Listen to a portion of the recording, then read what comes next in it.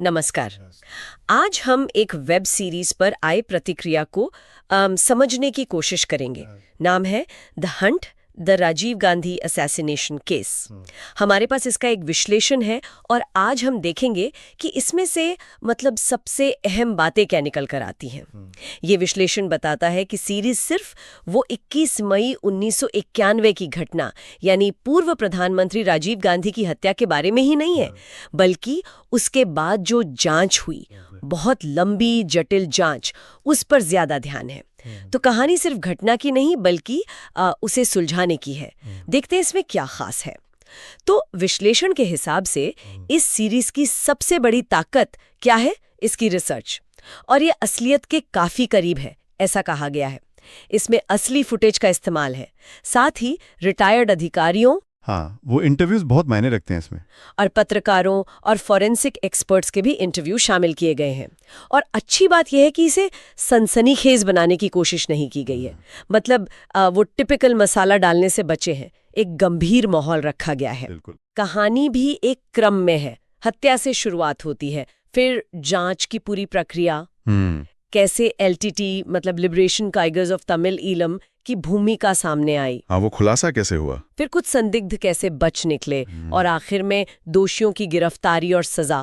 पूरा सफर दिखाया है। और दिलचस्प बात यह है, जो विश्लेषण में भी कही गई है, कि सीरीज सिर्फ ये नहीं बताती कि क्या हुआ था, वो इस पर ज्यादा जोर देती है कि इसे कैसे सुलझाया गया। अच्छा?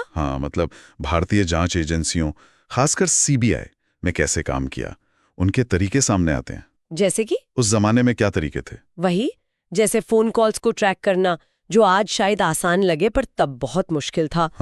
और वो हाथ से बनाए गए स्केच, संदिग्धों के पैरों के निशानों का विश्लेषण।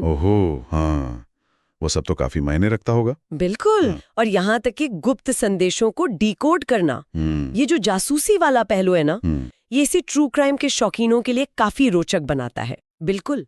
और विश्लेषण कुछ खास चीजों का भी जिक्र करता है, जैसे हत्या वाली जगह के कुछ ऐसे विजुअल्स जो शायद पहले नहीं देखे गए। अच्छा। और जांच की अगुवाई करने वाले जो सीबीआई अधिकारी थे, उनके इंटरव्यूज भी हैं जो शायद कम ही मिलते हैं। ये तो महत्वपूर्ण है। और एलटीटी की फाइलों से असली ऑडियो क्लिप और तस्वीरें भी। वाह, काफी अंदर तक गए हैं वो लोग। लगता तो यही है। और वो शिवरासन जैसे जो मुख्य संदिग्ध थे, उनके आखिरी दिनों की कहानी, वो कैसे बचते फिर रहे थे, और फिर कैसे साइनाइड खाकर उन्होंने जान दे दी, उसका भी विश्लेषण किया गया है। सोचिए, उस दौर में बिना आज की तकनीक के ये सब कितना चुनौतीपूर्ण रहा होगा। सही कहा। और विश्लेषण ये भी इशारा करता है कि सीरीज सिर्फ भारत तक सीमित नहीं है, ये मामले के अंतर्राष्ट्रीय पहलू भी देखती है। जैसे श्रीलंका में एलटीटी के ठिकाने कहाँ थे, उनके ट्रेनिंग कैंप कैसे चलते थे, और दुनिया भर में उनके समर्थक कहाँ थे, उनका नेटवर्क कैसा था। अच्छा, तो ये पूरा कॉन्टेक्स्ट देती है। बिल्कुल। कुछ लोगों को शायद इसकी रफ्तार थोड़ी धीमी लगे। हो सकता है, क्योंकि जांच वाले मामले अक्सर डिटेल्ड होते हैं। और जाहिर है, विषय की गंभीरता और हिंसा का जो चित्रण है, उसके कारण ये शायद सबके लिए ना हो। ये बात तो है। लेकिन अगर बड़ी तस्वीर देखें तो ये विश्लेषण यही दिखाता है कि सीरीज कैसे एक दुखद राष्ट्रीय घटना को उसके व्यापक अंतर्राष्ट्रीय और राजनीतिक संदर्भ में रखती है। तो कुल मिलाकर इस विश्लेषण का निचोड़ क्या है? यही कि ये सीरीज सिर्फ एक और ट्रू क्राइम कहानी नहीं है। ये भारतीय लोकतंत्र के एक बहुत ही अहम और मुश्किल दौर की ऐतिहासिक जांच का एक तरह से दस्तावेज है।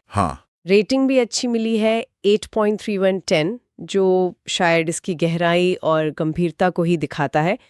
तो फिर इन सब बातों का मतलब क्या समझे?